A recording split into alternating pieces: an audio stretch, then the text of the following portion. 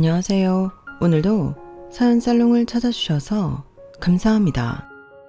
저는 시댁에 전화위복을 선물하고 거액의 위자료와 함께 이혼을 한 30대 여성입니다. 전화위복이란 재앙이 바뀌어 오히려 복이 된다는 것을 뜻하죠. 여러분들은 그런 경험이 있으신가요? 사실 흔하지 않은 일이죠. 하지만 그런 일이 저에게 일어났는데요. 때는 올해예요. 올해 저희 시아버지가 칠순이 되셨거든요. 그래서 가족끼리 해외여행을 계획했어요. 베트남 다낭을 가기로 했죠. 그런데 당일 저를 포함한 시댁가족은 다낭으로 가는 비행기에 오르지 못했어요. 게다가 저를 제외한 시댁 식구들 모두 구급차에 실려가야 했죠. 그뿐만이 아니에요. 그 재앙 속에서 저의 도움으로 시댁은 큰 위기를 넘겼어요. 제가 시아버지의 목숨을 살렸거든요. 그건 그야말로 전화위복이었죠. 그리고 그것을 계기로 저는 이혼할 때 거액의 위자료를 받을 수 있었어요. 그러니 전화위복은 시댁의 이야기만이 아니에요. 제 이야기이기도 하죠. 그럼 이쯤에서 제 사연을 시작할게요. 저는 세탁소집 첫째 딸로 태어났어요. 사실 정확히 말하자면 제가 태어났을 때 아버지는 회사원이었어요. 세탁소집 자식은 아버지였어요. 할아버지가 오랫동안 세탁소를 하셨거든요. 그 세탁소는 할아버지의 아버지부터 시작되었어요. 동네에서 유명한 세탁소였어요. 할아버지는 당신의 세탁소에 애정이 넘쳤고 세탁소 일을 한다는 것에 대한 자부심도 어마어마했죠. 하지만 그런 할아버지의 모습을 오래 보지 못했어요. 할아버지는 당신의 아버지와 같은 병으로 제가 6살 때 돌아가셨거든요. 그리고 당신의 맏아들에게 아버지에게 유언을 남겼어요. 세탁소를 지키거라. 너희 할아버지가 나를 키운 곳이고 내가 너희들을 키운 곳이다. 아주 소중하고 고마운 곳이야. 나는 그곳이 사라지는 걸 원치 않는다. 너나 미숙이나 창준이 셋 중 하나가 꼭 이어서 해주길 바란다. 그 이야기를 들은 건 저희 아버지였고 아버지는 당신의 형제들과 상의한 끝에 다니던 회사를 그만두고 세탁소 일을 하기 시작했어요. 그러니 제가 세탁소집 딸이 된 건 6살 이후의 일이에요. 그런데 왜 그렇게 저는 제가 세탁소집 딸로 태어난 것 같을까요? 지금 생각해보면 그건 다 할아버지가 제게 보여주신 자부심 때문인 것 같아요. 지금은 어디를 가도 저를 그렇게 소개하지 않아요. 그리고 어디를 가서 부모님 직업을 물으면 어물쩡하게 괜히 부끄러운 듯이 겨우 세탁소를 한다고 대답하죠. 왜 이렇게 변했냐고요? 할아버지와 아버지가 너무 달랐으니까요. 저희 아버지는 세탁소 일에 대한 자부심이 할아버지를 빛나게 한 그 자부심이 없었고 지금도 없거든요. 아버지는 할 일 없이 세탁소 앞에서 담배를 태우는 일에 하루를 다 보내세요. 할아버지처럼 세탁물을 탐구하고 공부하지도 않고요. 할아버지처럼 사람 좋은 웃음으로 손님을 대하지도 않고요. 할아버지처럼 부지런히 그리고 열심히 움직이지도 않아요. 사람이 보면 권태롭다고 할까요? 오는 사람 막지 않고 가는 사람 붙잡지 않는 느낌이에요.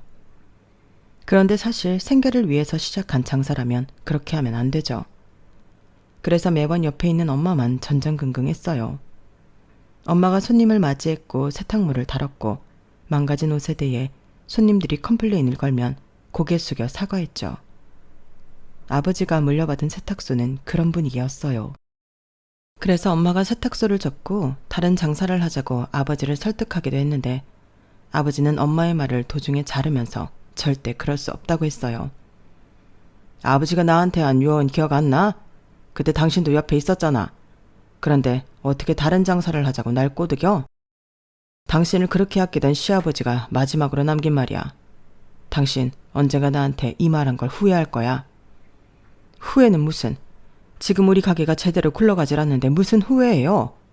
세탁소 시작한 이후로 언제 한번 애들 든든히 먹인 적이 있어? 없잖아요. 내가 큰 걸 바라는 것도 아니고 내가 뭐 애들한테 메이커 입히고 학원 보내자고 해요? 그것도 아니잖아. 아주 기본적인 거잖아. 나중에 애들 다 크면 우리 원망해. 알아요? 따뜻한 곳에서 먹이고 재워주는 거면 충분하지. 무슨 원망? 따뜻한 곳? 우리 이번 달 도시가스 끊겨서 애들 골방에서 옷 몇 개를 껴입고 자는지 당신 몰라서 이래? 어떻게 그걸 뻔히 알고 뻔뻔하게 그런 말을 할 수가 있어? 그리고 내가 당신을 몰라? 당신 그냥 다른 일 찾는 거 귀찮고 무서워서 그런 거잖아. 세탁소 일 시작한 것도 단순히 회사 그만두고 싶어서였던 걸 내가 모르는 줄 알아요? 나한테 그전부터 회사 그만두고 싶다고 숨 막히고 쳇바퀴 도는 것 같다고 했으면서. 아니면 이렇게 넓은 집 필요 없잖아요. 새를 주자고 차라리. 할아버지가 세탁소를 아버지에게 물려주면서 할아버지가 사시던 세탁소 위층 집도 같이 물려주셨어요. 그리고 아버지는 세탁소 운영을 수월하게 하기 위해 이사를 결정했죠. 그런데 할아버지 집은 평수가 넓어서 엄마는 저희 가족이 쓰기엔 적당하지 않다고 생각했어요. 그리고 꼭대기층이라 겨울엔 우풍이 심해 난방비도 많이 들었고요. 여름에 무지하게 더웠죠. 저희 집은 에어컨도 없었어요. 그러니 거의 기진맥진한 여름을 보내야 했죠. 저희 남매야 어렸으니 그저 넓은 집이 좋았지만 관리하는 엄마의 생각은 달랐어요. 엄마는 저희 가족이 작은 평수로 이사를 가고 세탁소 위층은 새를 주기를 바라셨죠. 그리고 아버지가 가장으로서 더 열심히 일하길 바랐어요. 그런데 아버지는 엄마 말을 귓등으로도 안 들었죠. 아파트는 관리비가 비싸잖아. 감당 돼? 늘 그렇게 말하고 안방으로 들어가 버렸죠. 하지만 어른이 되어서 생각해보니 엄마의 말이 틀리지 않거든요. 아버지가 가업을 물려받기 위해 회사를 그만둔 게 아니라 아버지가 회사에서 버티지 못해서 도피하듯 세탁소를 시작한 게 맞아요. 회사원이었던 아버지는 자주 출근을 하지 않고 집에 있었어요. 늦게까지 침대에 누워 있으면서 엄마가 해준 점심을 먹고 또 침대에 눕고. 그런 날이 한두 번이 아니었죠. 또 출근을 하고 퇴근을 오후에 한 날도 적지 않았고요. 아버지는 제가 볼 때에도 그렇게 성실한 회사원은 아니었어요. 아니, 애초에 사람 자체가 성실한 사람이 아니었죠. 그런데 엄마가 다른 방안을 내세워도 아니라고 세탁소를 고집하고 엄마가 얼마나 답답하셨을까요? 결국 저희 엄마는 세탁소를 아버지에게 맡겨요. 그리고 파출부 일을 하셨어요. 건너 아는 부잣집에서 12시간 동안 청소도 하고 밥도 하고 빨래도 하고 그랬죠. 저희 남매는 그 돈으로 컸어요. 더 이상 배가 고프다고 눈치 보지 않아도 됐어요.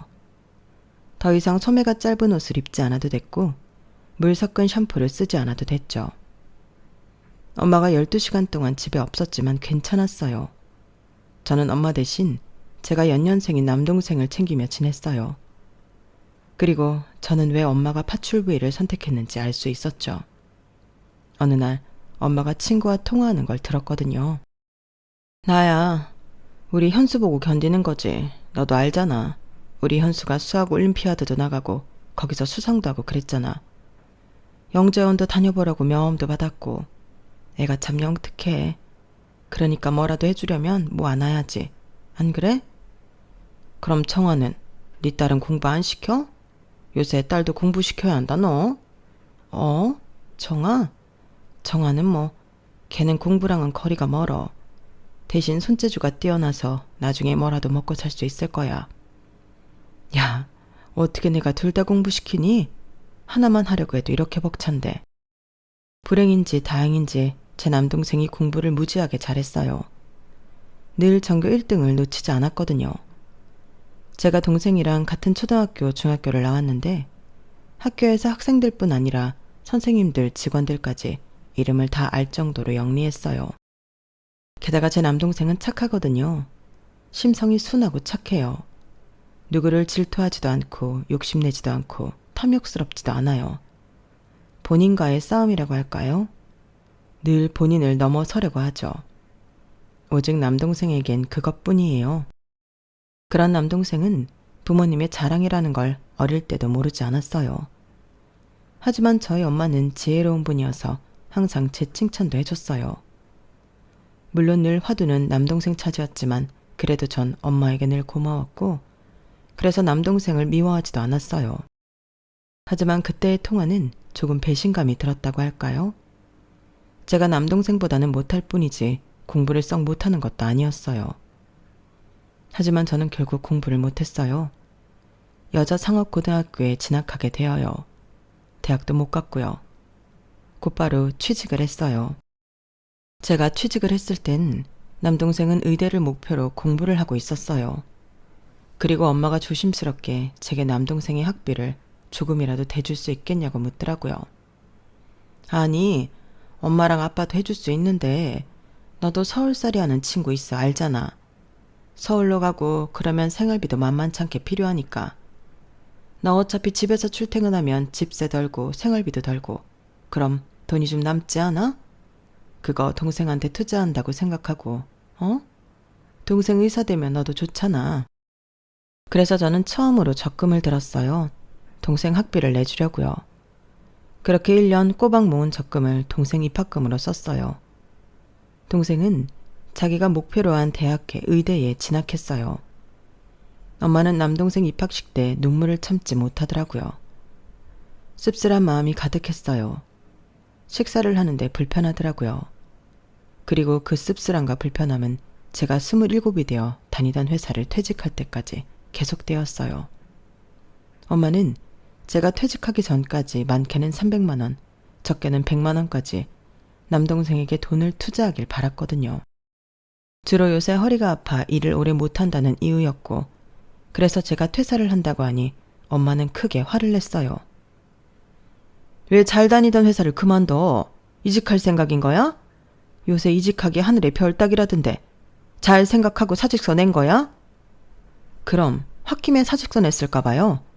오랫동안 생각하고 결정 내린 거니까 별소리 하지 마세요. 그리고 아직 이직할 생각 없어. 회사 다니는 동안 너무 힘들었고 잠깐 쉴 거야. 퇴직금 쓰면서 조금 쉴 거예요. 힘들기 뭐가 힘들어? 다 힘들지. 엄마도 남의 집에서 그렇게 일하는 거 쉬운 줄 아니? 다 너랑 남수 먹여 살리려고 그러는 거지. 너는 왜 이렇게 책임감이 없어? 내가 나 말고 책임질 게 뭐가 있는데요? 나보고 남수 책임지라는 말이에요? 아니, 꼭 그런 건 아닌데 그래도 엄마가 일 못하고 니네 아빠가 저러고 있으면 너라도 남수를 도와야지. 하나뿐인 동생이, 저렇게 머리 좋고 영특한 동생이 돈 없어서 그깟 돈이 뭐라고 망가지게 둘 수는 없잖아. 그깟 돈이라. 엄마, 나 남수한테 남수 수발 들라고 엄마한테 준 돈 그거 그깟 돈 아니에요. 난 손가락 빨면서 그 돈 챙겨준 거야. 난 친구들 축의금 생일 선물 쪽팔릴 정도로 주면서 엄마한테 그 돈 준 거라고요. 친구들이랑 남수를 비교하니? 그 친구들이 얼마나 갈 것 같아? 다 한때다. 하지만 남수는 네 형제는 평생 가는 거야. 엄마가 분명히 투자라고 했지. 언젠가 너한테 돌아오는 게 있을 거라니까? 그러니까 엄마는 내가 회사 그만둬서 남수 뒷바라지 못하니까 화가 나는 거잖아요. 아니, 그런 게 아니라 나는 너를 걱정해서. 뭐가 아니에요. 이제껏 한 말이 다 그 말인데. 솔직히 까놓고 말해서 나도 대학 가고 싶었어요. 나도 대학 가서 친구들도 사귀고 하고 싶은 공부도 하고 그러고 싶었다고요. 그리고 내가 왜 지금까지 버텼는데. 지금 남수 군의관으로 군복무하고 있고 그 뒤엔 일해서 어쨌든 월급 받을 거고 그래서 지금 그만둔 거야. 알고는 있어요? 제가 그렇게 말하자 엄마는 처음으로 제게 미안하다고 말하며 안방으로 먼저 들어갔어요. 그리고 제가 쉬는 동안 저에게 한마디 말을 안 걸었어요. 저는 덩그러니 남겨진 유행이 지난 인형처럼 집에 빈둥거리다가 카페 아르바이트를 하기 시작했어요. 카페 아르바이트는 저에게 활기를 주었어요. 사무실에서 앉아있는 것보다 월급은 적었지만 훨씬 생기가 있었죠. 더구나 제가 음료를 제조하는 것이 재미있었어요. 커피 샷을 내리는 걸 처음 했을 땐 심장이 얼마나 떨렸다고요. 그렇게 저는 1년 만에 직원이 되었어요. 그리고 그로부터 1년 뒤 사장님이 2호점을 내셨고 저는 2호점 매니저가 되었죠. 2호점은 다양한 직종의 회사가 밀집된 거리에 있었어요. 그래서 붐비는 시간에 무척 바빴어요. 그런데 그 사이에도 사랑이 피어나더군요. 저는 그곳에서 남편을 만났어요. 연인이 된 스토리는 너무 뻔해서 넘어가고 저희는 1년 동안 사랑을 키우다가 결혼을 했어요. 그리고 남편과 약속한 대로 결혼을 하고 카페 일을 그만두었어요. 남편이 동료들과 함께 다니는 카페에서 제가 근무하는 게 싫었나 봐요. 저는 그럴 수도 있겠다 싶어서 일을 그만두었어요. 일단 그만두어도 먹고 살 수 있을 만큼 남편이 벌었거든요. 남편은 연구원으로 연봉 1억이 넘었거든요. 게다가 결혼 전에 집도 있고 저는 못 많았어요. 제가 이렇게까지 빈손으로 결혼을 해도 되나 싶을 정도로 남편은 다 가지고 있었고 제가 없는 것에 눈치를 주지도 않았어요. 그리고 돈은 자기가 벌어올 테니 집에서 쉬라는데 누가 환영하지 않겠어요. 저는 로또라고 생각했어요. 물론 그것만이 결혼한 이유는 아니에요. 저는 남편이 성실하게 일을 하는 모습, 그리고 연구에 진심인 자세가 무능력한 저희 아버지와 비교되어서 프로포즈에 승낙을 안 할 이유가 없었어요. 그리고 그 이유도 있었어요. 여전히 제게 어떤 말도 하지 않는 저희 엄마에게서 벗어나고 싶은 이유도 있었어요. 그래서 저는 남편과 결혼을 했고 일을 그만두고 집에서 살림을 했어요. 그런데 한 1년 정도 쉬니까 몸이 근질근질 하더라고요. 저는 제가 쉬기를 좋아하는 사람인 줄 알았는데 아니었어요. 점점 활기를 잃더라고요. 그래서 문화센터에 가서 이것저것 배웠어요. 꽃꽂이도 배우고 공예도 배우고 도자기도 배우고요. 그리고 마침내 운명처럼 네일을 배웠어요. 제가 손재주가 있다고 저희 엄마가 말했죠. 제가 꾸미는 것도 좋아하고 어릴 때부터 물감 칠하는 걸 좋아했어요. 그것도 굉장히 섬세하게 했거든요. 그리고 색감 감각도 뛰어나요. 그래서 문화센터에서 네일을 배울 때 칭찬을 참 많이 받았어요. 강사가 진지하게 배워보지 않겠냐고 명함을 주더라니까요. 그래서 남편을 설득해서 학원을 등록했어요. 그리고 1년을 공부한 뒤에 자격증을 땄고 개업을 했어요. 저는 시아버지 건물 1층에 가게를 했어요. 시아버지가 은행원으로 일하셨다가 정년 퇴직을 하셨는데 그때 퇴직금으로 산 5층짜리 건물이 있거든요. 시댁이 그 건물 꼭대기예요. 새아가야, 너 손톱 칠하는 거 개업하고 싶다며? 그거 우리 건물에서 해라. 안 그래도 1층 한 군데가 자꾸 안 나가는데 너라도 쓰면서 나한테 돈 내거라. 대신 보증금이랑 월세 반만 줘. 아버지는 줄 거면 그냥 해주지. 째째하게 반만 주라는 건 뭐예요? 째째하긴 가족 사이에도 이런 건 정확하게 해야 해. 아니면 다 받는다. 그렇게 해주시면 저야 감사하죠. 정말 그렇게 해도 괜찮으시겠어요, 아버님? 그래. 어차피 안 나가는데 반이라도 받으면 나야 좋지. 그 자리가 그래도 괜찮아. 게다가 여기 앞에 아파트도 있잖니? 요새 아줌마들 손톱 많이 받는다며.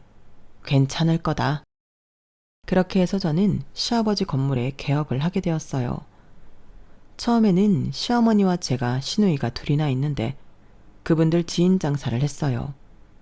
시어머니 친구부터 시아버지가 은행원일 때 알게 된 사모님들, 시누이 친구들이며 친구의 친구들까지 계속 시댁 식구들을 만나는 것 같아서 정말 기가 다 빨렸지만 그 지인들이 소문을 내줘서 동네에 입소문이나 매일 예약이 없는 날이 없게 되었죠.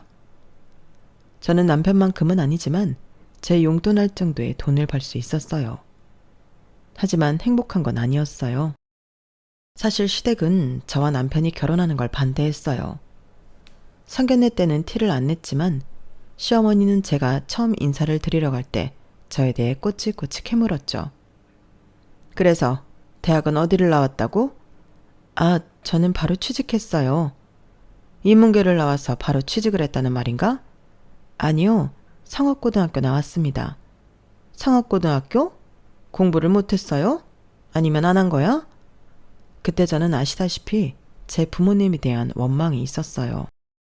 그래서 제가 공부를 퍽 잘했지만 부모님의 권유로 상업고등학교에 진학했다고 말했죠. 그러자 시어머니는 저희 부모님을 비난했어요. 대부분 그렇게 말하는 부모의 심리가 뭔 줄 알아요, 아가씨? 우리는 너 공부시킬 돈 없으니까 그런데 졸업해서 일이나 하라는 거야. 대학 보내는데 한두 푼 들어가는 게 아니니까.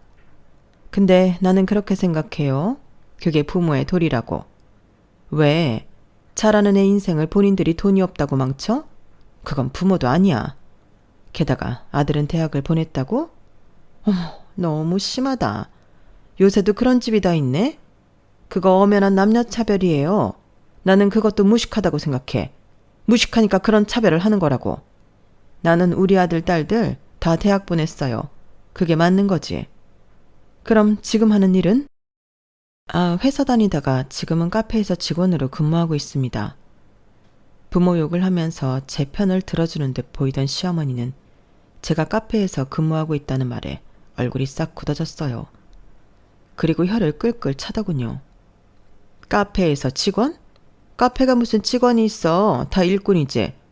뭐 직원이면 아르바이트는 애들보다 더 버나? 썩 그런 것도 아니잖아. 걔네보다 더 일해서 더 버는 것처럼 보이는 거지. 언제까지 할 건데요? 아직은 잘 모르겠습니다. 그럼 우리 은섭이한테 취직하려는 거예요? 혹시 그 주변에 돈 잘 버는 연구원들 많다는 소문이라도 있었나? 그래서 그 카페에서 일하면서 순진한 우리 은섭이 꼬신 건가? 우리 아들이 참 순진해. 그래서 내가 내내 걱정했는데 얘가 사실 여자도 안 만나봤거든. 그러면서 시어머니는 남편 자랑을 시작했고 저는 들어주다가 시어머니가 결혼을 반대하는 거라고 생각해서 낙담하고 있었어요. 그런데 시어머니는 제게 종이 한 장을 내밀었어요. 거기엔 날짜가 적혀 있었죠. 결혼 날짜는 이 날짜로 해요. 시어머니는 의외로 저희 결혼을 허락했어요. 하지만 나중에 알았죠. 그건 38이 되도록 결혼은커녕 여자 한 사람도 데려오지 못한 남편이 영영 결혼을 못할까봐 그 우려 때문이었다는 것을요. 남편이 저보다 8살이 많아요. 남편은 그 사이 결혼을 할 뻔했다거나 결혼하고 싶은 여자가 있었던 적도 없었어요. 나는 오빠 연애하는 것도 한 번도 못 봤어요. 언니랑 연애하는 것도 몰랐다니까요. 그냥 결혼한다던데? 그래요? 제 남편이지만 참 대단하네요.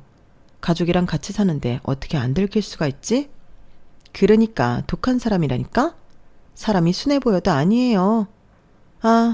뭐 어쩌면 너도, 아니 언니도 사랑하는 건 아닐지도 모르죠. 그냥 우리 엄마가 결혼할 나이 됐을 때부터 하도 결혼하라니까 데려온 걸지도? 네? 농담이에요, 농담. 그나저나 오늘 나 이후로 손님 없죠? 올라가서 포장 좀 같이 해줘요. 그리고 저보다 나이가 많은 시누이 2명도 저를 참 많이 괴롭혔어요.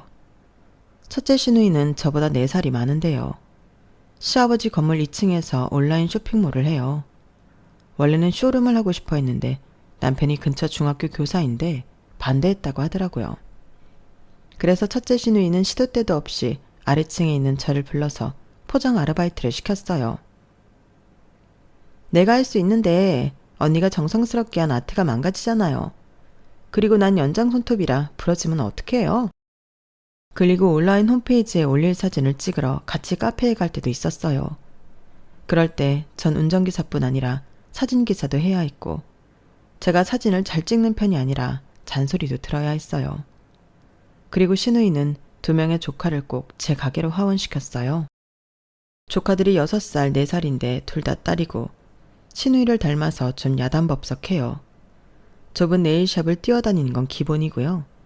인조 손톱을 자기 손톱에 붙이려 하고 매니큐어를 칠해달라고 떼쓰기도 해요. 그리고 시누이가 가끔 아무도 없을 때 제 이름을 부르거든요. 기가 막히게 그걸 따라해요. 정아야, 정아야 이런다니까요. 그럴 때마다 혼내면 쪼르르 가서 시누이한테 이르고요. 언니는 애가 그러는 건데 눈에 불을 켜고 혼내면 어떡해요? 그게 매일 반복되어요. 그리고 둘째 시누이는 어떠냐면요. 저보다 2살 많고 미혼인데 화장품 회사를 다녀요. 나이 많다고 가끔 언니라고 안 부르는 건 기본이고요. 시어머니처럼 고졸이라고 가난하다고 사람을 막 깔봐요. 그리고 제가 시댁에 가면 온갖 심부름을 다 시키죠. 과일 깎아와라. 우리 엄마 부엌에 있는데 왜 거실에 있냐. 물 가져와라. 설거지해라. 아무래도 작은 시누이는 제가 식모라고 생각하는 것 같아요. 그래서 제가 애둘러 자리를 피하려고 하면 제 손을 탁 잡아요. 언니, 여기서 이러면 안 되죠. 이런 식으로 하면 아빠한테 가서 확 가게 빼라고 한다? 이렇게 저를 협박한 적이 한두 번이 아니에요. 그래서 제가 남편에게 하소연을 하면 남편은 제가 현명하지 못해서 그런 거라고 하죠. 그런데 왜 진즉 이혼을 안 했고 어쩌면 애초에 왜 결혼을 했냐고 생각하실 수도 있을 것 같아요. 그걸 지금부터 말씀드릴게요. 제가 결혼을 한 이유, 제가 결혼을 유지한 이유는요. 바로 저희 친정에 있어요. 말씀드렸다시피 저는 당시 친정에서 벗어나고 싶었고요. 가난이 싫었어요. 저는 어려서부터 가난했고 성인이 되어 직장을 구했을 때도 가난했어요. 엄마한테 남동생 학비라는 명분으로 거액의 돈을 갈취당했으니까요. 그리고 전 사실 회사 생활도 힘들었어요. 회사에서 따돌림을 당했거든요. 이유는 저도 모르겠어요. 하지만 그럼에도 꿋꿋이 다녔어요. 엄마의 말처럼 투자한다는 생각도 안 했어요. 그냥 가족이니까 해야 한다고 생각했을 뿐이에요. 그런데 되돌아오는 건 당연함이었고 비난이었죠. 전 신물이 났어요. 그래서 도망친 거예요. 결혼으로요. 그리고 제 결혼은 저를 가난에서부터 해방시켜줬어요. 시아버지 건물에서 남들보다 적은 돈으로 개업을 했고, 그리고 제가 개업을 하기 위한 초기 자금은 남편이 다 대줬어요. 저도 돈이 있었는데 남편이 자기가 해주겠다고 했죠. 학원비도 마찬가지고요. 그리고 남편은 순순히 제 용돈을 달에 200만 원씩 줘요. 원래는 그것보다 더 주겠다고 했는데 제가 200이면 족하다고 했어요. 충분하다고요. 그래서 전 그 돈으로 적금도 들고 사고 싶은 거 먹고 싶은 거 다 먹어요. 축의금도 많이 내고요. 어떨 때는 남편이 카드도 줘요. 밥 사라고요. 커피도 사라고요. 그럼 친구들이 저를 얼마나 부러워하는데요. 그리고 저희 시어머니도 나쁜 사람 같지만 같이 쇼핑하러 가면 꼭 제게 뭘 쥐어주세요. 그래서 전 명품 가방을 시어머니에게 처음으로 받았어요. 제가 너무 속물처럼 보이나요? 하지만 어떨 땐 돈이 위로가 되잖아요. 전 가난해서 그런지 그걸로도 참아지더라고요. 물론 남편과의 관계는 돈으로 해결되는 게 아니었지만요. 저희 부부는 연애 때도 뜨겁진 않았지만 결혼을 하니 모닥불에 남은 불씨만도 하지 못했어요. 제가 품은 옹기보다도 못했죠. 남편은 저를 다잡은 물고기 취급했어요. 그건 아무리 돈이라도 위로가 안 되더라고요. 아이가 없어서일까 그런 생각도 했어요. 그래서 1년, 2년 전부터 아이를 가지려고 노력했어요. 물론 저만요. 남편은 들이대는 저를 막더니 아이를 원하지 않는다고 말했어요. 아이를 원하지 않는다고? 평생 이렇게 살자는 거야? 나 딩크족이야. 평생 이렇게 살 거야. 아이를 굳이 왜 낳아야 하는데? 당신 무언가 포기하면서 살 수 있어? 난 못해. 그리고 대체 나한테 뭘 바라는 거야? 다정한? 섬세한? 가정적인? 그런 남편을 찾는 거라면 다른 놈한테 가봐. 뭐? 무슨 말을 그렇게 해? 당신이 먼저 프로포즈한 거 아니야? 내가 매달렸어? 아니잖아. 그런데 어떻게 그런 식으로 말을 해? 그럼 맨날 집에 가면 결혼해라, 결혼해라 이런 말만 듣는데 내가 안 하고 배겨? 나도 지긋지긋했다고. 그게 무슨 말이야? 어머님한테 그런 소리 듣기 싫어서 결혼했다는 소리야? 그럼 내가 대체 이딴 결혼 같은 걸 왜 하는데? 나 누구랑 한 침대에서 자는 거 못 견뎌. 싫다고. 나는 네가 이렇게 질척이는 애인 줄 몰랐다. 몰랐어. 그러면서 남편은 다음 날 침대를 구매해서 서재에 두고 저와 각방을 쓰기 시작했어요. 저는 남편에게 화도 내보고 울어도 보고 빌어도 봤지만 남편은 요지부동이었어요. 그렇게 1년이 흘렀어요. 1년이 흘러 시아버지가 칠순이 되었죠. 칠순 기념 시댁 식구들은 해외여행을 가자고 했어요. 모두들 찬성했어요. 그런데 도통 시댁 식구들이 구체적인 계획을 안 짜더라고요. 그렇게 3개월이 지나고 저는 나설 수밖에 없었어요. 제가 나서서 계획을 잡았죠. 그렇게 저희는 베트남 다낭으로 떠나기로 했고 제가 이곳저곳에 물어봐 좋은 패키지 상품을 찾아냈어요. 3개월 뒤에 떠나는 것으로 숙소는 1박에 50만 원짜리 풀빌라로 예약을 다 잡았어요. 모두들 만족했고 날짜가 다가오길 기다렸어요. 그리고 3개월 뒤 제가 운전을 해서 시부모님 남편 작은 시누이를 태우고 공항으로 갔어요. 하필 그날 비가 오더군요. 너랑 어딜 가려고만 하면 비가 오는구나? 에이, 그런 게 어딨어요, 어머님. 그냥 우연이죠. 베트남 가면 날씨 좋을 거예요. 날씨가 좋기는 무슨. 베트남 우기래요. 어제 확인해보니까 이번 달 우기더만. 너는, 아니 언니는 왜 매번 그런 식으로 일을 처리해요? 제대로 하는 게 없네. 그나저나 너 운전 좀 살살해라. 비도 오는데 사람 다 어떻게 하려고 그러니? 방지턱 좀 살살 넘어. 뒷좌석이라 불편해 죽겠구만. 살살 가고 있는데 불편하세요? 엉덩이 아파 죽겠다. 그리고 저기 화장실 좀 가자. 배가 자꾸 아프네. 그럼 나도 갈래. 언니 차 좀 세워요. 그렇게 요란하게 겨우 공항까지 도착했어요. 저희 식구들은 식사를 하고 체크인 시간을 기다렸다가 체크인을 했죠. 그런데 제 여권이 없는 거예요.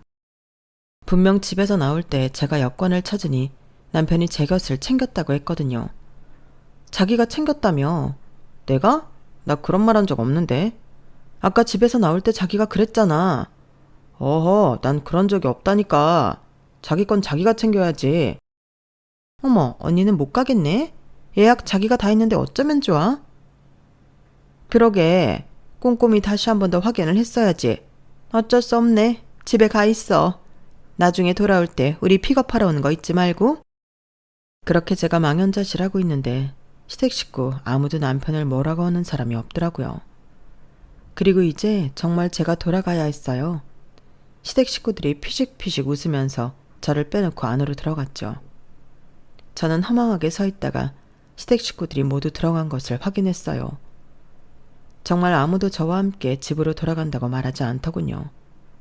하긴 남편조차도 저러니 누가 그러겠어요. 저는 터덜터덜 공항 밖으로 빠져나왔어요. 그런데 어디선가 구급차 소리가 들리더라고요. 저 멀리에 구급차가 있었어요. 무슨 일인가 싶어서 가보니 놀랍게도 저희 시댁 식구들이 아픈 표정으로 들것에 실려가고 있더라고요. 무슨 일이에요? 제가 이 사람들 식구인데요. 그러니 응급대원이 갑자기 식구들이 복통을 호소해 급히 이송 중이라고 말했어요. 그래서 저는 식구임을 밝히고 보호자로 따라갔어요. 남편이 죽을 것 같은 표정으로 있으면서도 제 쪽을 쳐다보지 못하더군요. 그리고 응급차는 공항 근처 대학병원 응급실로 갔어요. 시댁 식구들이 모두 일렬로 침대에 누웠어요. 그걸 보니 가관이더군요. 그리고 의사 선생님이 내려왔는데 대학병원 내과 펠로우로 있는 제 남동생이 내려오더라고요. 사돈 어르신, 누나? 단번에 저를 알아본 남동생이 무슨 일이냐고 묻는데 저는 아는 게 없어서 모르겠다고 했어요. 남동생은 시댁 식구들을 이리저리 보더니 대변 검사를 해보자고 하더군요. 콜레라가 의심된다고요. 그러자 신우가 이러더라고요. 무슨 일이시죠? 혹시 그것 때문인가 싶어서요. 어제 칠순잔치 기념으로 식구들이랑 회 코스 요리를 먹었는데 그것 때문일 가능성이 높겠네요.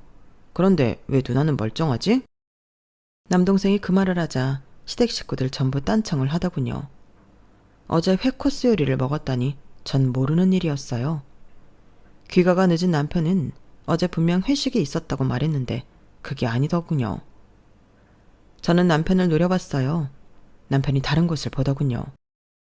그리고 신우이가 대변통을 봤더니 얼굴을 붉혔어요. 이걸 어떻게 해요? 사돈 앞에서 이걸 어떻게 하냐고요? 검사는 해야 합니다. 지금 원인이 무엇인지 모르니까요. 그럼 다른 선생님으로 바꿔주세요. 난 절대 못해요.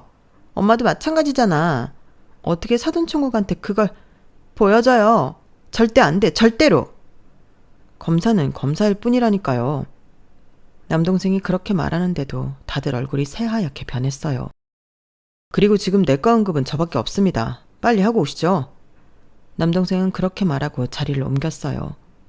시댁 식구들은 한참을 엉거주춤하다가 배가 자꾸 아픈지 모두 화장실로 갔어요.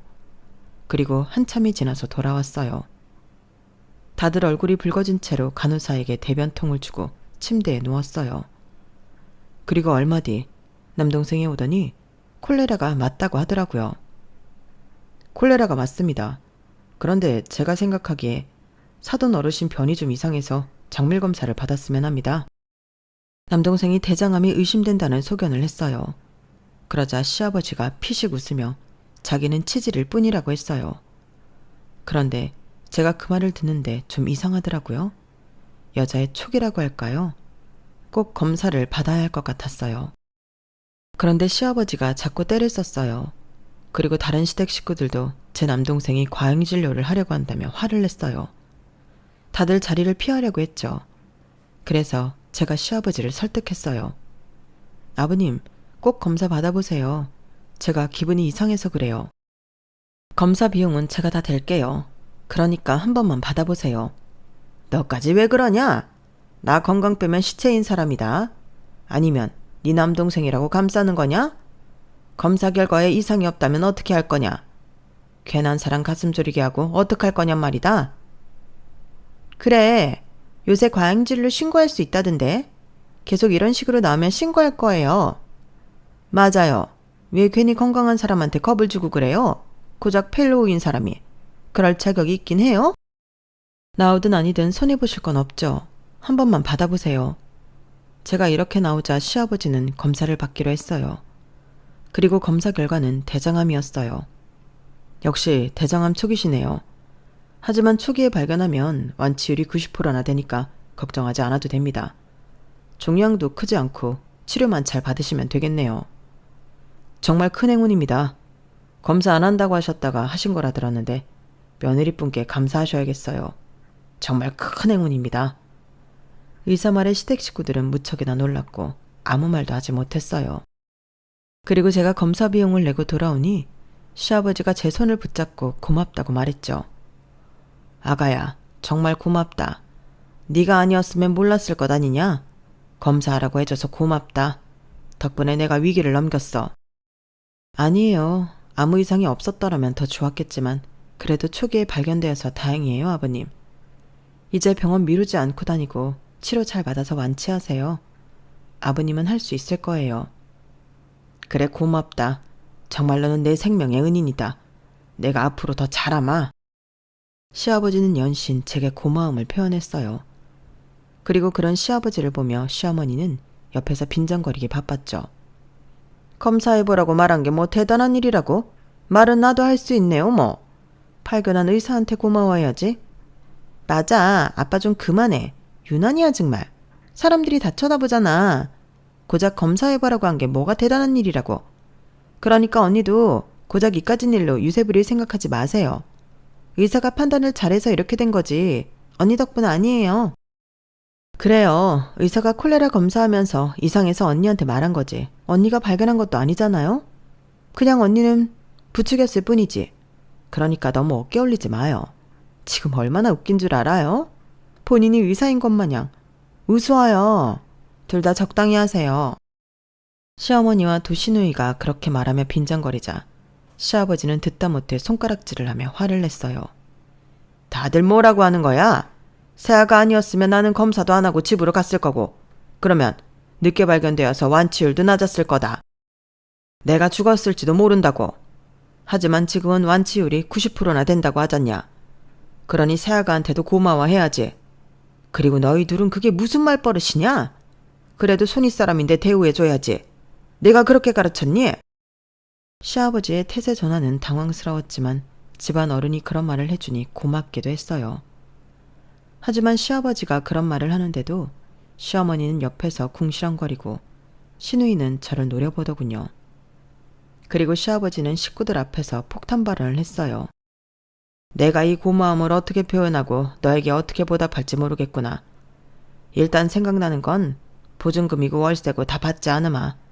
지금 당장 보증금은 돌려주마. 그리고 또 뭐가 있을까? 그래, 네 가게 옆에 피아노 학원 있지? 거기 세도 네가 받아라. 너한테 주마. 저는 그 말을 듣고 무척 놀랐어요. 그래서 아무 말도 못하고 있었죠. 그런데 그 이야기를 들은 시어머니와 시누이도 놀라서 한마디씩 했어요. 여보, 그게 무슨 말이에요? 황씨 집안 사람도 아닌데 왜 건물 일부를 저여주게? 그게 말이 돼요? 그러니까요. 아니 아빠, 나한테도 안 물려주겠다고 했던 건물을 왜 며느리한테 물려줘요? 아빠 정말 미쳤어요? 언니, 왜 가만히 있어요? 정말 받을 생각이에요? 이 언니도 미쳤나 봐. 언니가 뭔데 그 가게를 받아요? 세 사람은 시아버지에게 당장 그 말을 취소하라고 협박하듯이 말했어요. 그리고 남편도 마찬가지였죠. 시아버지에게 너무 우발적으로 결정하지 말라고 하더라고요. 저를 제외하고 시댁 식구들은 병원에서 과열되었어요. 소리를 지르고 서로 삿대질을 하고 난리도 아니었죠. 옆에 남동생도 있었어요. 제가 얼마나 부끄러웠겠어요. 그래서 저는 빽 소리를 지르고 이혼을 하겠다고 했어요. 저 이혼할래요. 어차피 저 이 집 식구 아니잖아요. 그렇게 생각하시잖아요. 그러니까 지금 이 난리를 피우고 전에도 계속 저를 무시하고 비난하고 그런 것 아니에요? 그러니까 저만 빠져주면 되잖아요. 저 이혼하겠습니다. 아쉬울 것 하나도 없네요. 오히려 이 집구석이랑 가족이라고 얽혔던 제 사년이 안타까워요. 뭐? 고졸에다 직업도 변변찮은 년 시집오라고 했더니 너 말 다 했니? 아쉬울 게 하나도 없어? 이게 뚫린 입이라고? 그리고 제가 뻔뻔하지만 한 말씀 드리겠는데요. 어머님 아들 불치병 같은 인간이에요. 아주 고집불통이라고요. 저희 4년 동안 제대로 된 부부 생활 해본 적 없어요. 사랑도 없었고요. 부부의 정? 의리? 이딴 것도 없었다고요. 어머님 아들 딩크족이래요. 그건 아셨어요? 전 1년 전에 알았는데 알면서 저랑 결혼시킨 거예요? 그것도 엄연한 사기 결혼이에요. 아세요? 딩크족? 그게 뭐냐?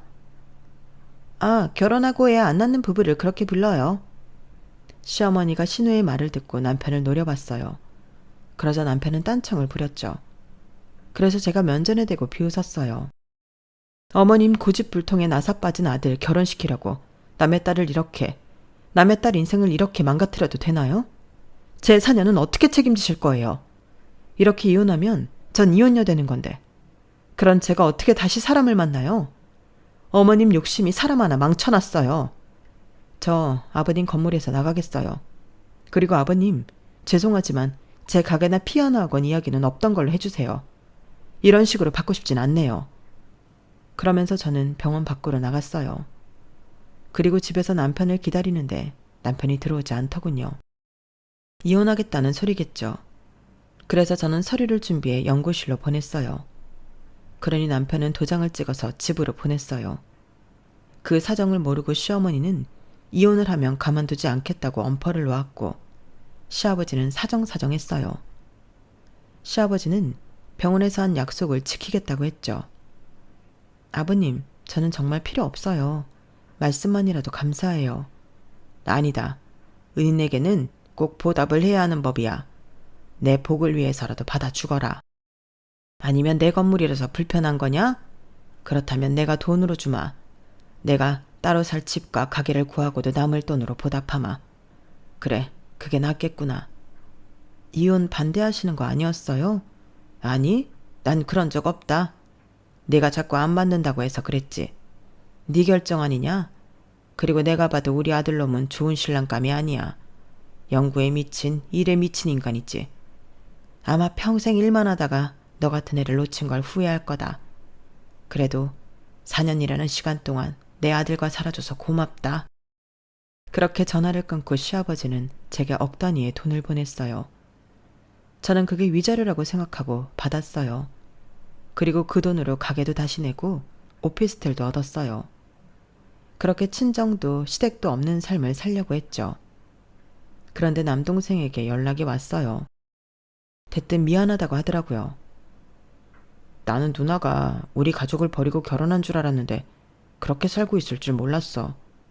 그리고 나 내 학비며 생활비 누나가 지원했다는 거 얼마 전에 알았어. 그것도 정말 미안해. 다시 집으로 돌아와.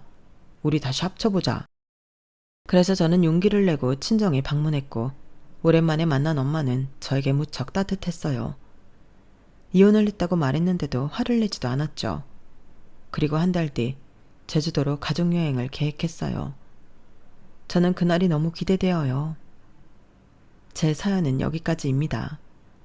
여러분들은 전화위복, 위기가 복이 되었던 때가 있나요?